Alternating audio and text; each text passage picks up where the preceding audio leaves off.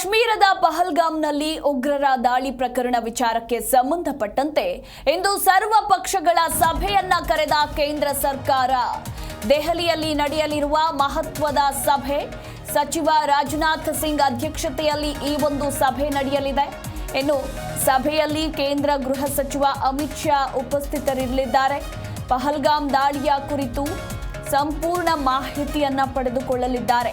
ಪಾಕಿಸ್ತಾನದ ಜೊತೆ ಸಂಬಂಧದ ಕಡಿತದ ಬಗ್ಗೆಯೂ ಕೂಡ ಚರ್ಚೆಗಳಾಗಲಿದೆ ಅನ್ನೋದರ ಕುರಿತು ಮಾಹಿತಿ ಇರುವಂತದ್ದು.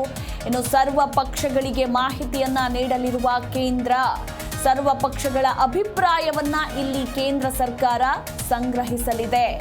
ಹೀಗಾಗಿ ಸರ್ವ ಪಕ್ಷ ಸಭೆಯನ್ನ ಕರೆದಿದ್ದು ಸಾಕಷ್ಟು ಕುತೂಹಲ ಕೂಡ ಮೂಡಿಸಿದೆ. ಹಾಗೆ ಸರ್ವ ಪಕ್ಷ ಸಭೆಯನ್ನ ಕರಿಬೇಕು ಅಂತ ಎಐಸಿಸಿ ಅಧ್ಯಕ್ಷ ಮಲ್ಲಿಕಾರ್ಜುನ್ ಖರ್ಗೆ ಕೂಡ ಆಗ್ರಹಿಸಿದ್ರು. ಇದೀಗ ಅದೇ ಬೆನ್ನಲ್ಲೇ ಇವತ್ತು ಸರ್ವ ಪಕ್ಷಗಳ ಸಭೆಯನ್ನ ಕರೆದಿದೆ ಕೇಂದ್ರ ಸರ್ಕಾರ. ದೆಹಲಿಯಲ್ಲಿ ಮಹತ್ವದ ಸಭೆ ನಡೆಯಲಿದ್ದು ಸಾಕಷ್ಟು ಕುತೂಹಲ ಕೂಡ ಇರುವಂಥದ್ದು.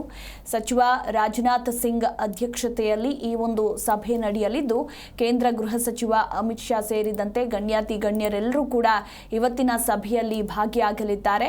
ಅಂದರೆ ಈ ಒಂದು ದಾಳಿಯ ಸಂಪೂರ್ಣ ವಿವರವನ್ನ ಪಡೆದುಕೊಳ್ಳಲಿದ್ದಾರೆ, ಚರ್ಚೆಯನ್ನ ಮಾಡಲಿದ್ದಾರೆ ನಾಯಕರು. ಅದಾದ ಮೇಲೆ ಪಾಕಿಸ್ತಾನದ ಜೊತೆ, ಅಂದರೆ ಈ ದಾಳಿಗೂ ಪಾಕಿಸ್ತಾನಕ್ಕೂ ನಂಟಿದೆ ಅನ್ನೋದು ತಿಳಿದು ಬಂದಿದ್ದು, ಪಾಕಿಸ್ತಾನದ ಜೊತೆ ಇರುವ ಭಾರತ ಮತ್ತು ಪಾಕಿಸ್ತಾನ ಜೊತೆ ಇರುವಂತಹ ಸಂಬಂಧದ ಕಡಿತದ ಬಗ್ಗೆ ಇವತ್ತಿನ ಸರ್ವ ಪಕ್ಷಗಳ ಸಭೆಯಲ್ಲಿ ಚರ್ಚೆಗಳಾಗಲಿದ್ದು, ಮೊದಲಿಗೆ ಸರ್ವ ಪಕ್ಷಗಳ ಅಭಿಪ್ರಾಯವನ್ನ ಸಂಗ್ರಹಿಸಿಕೊಂಡು ತದನಂತರ ವಾಟ್ ನೆಕ್ಸ್ಟ್ ಏನು ಮಾಡಬೇಕು ಅನ್ನೋದರ ಕುರಿತು ನಾಯಕರು ಚರ್ಚೆಯನ್ನ ಮಾಡಲಿದ್ದಾರೆ.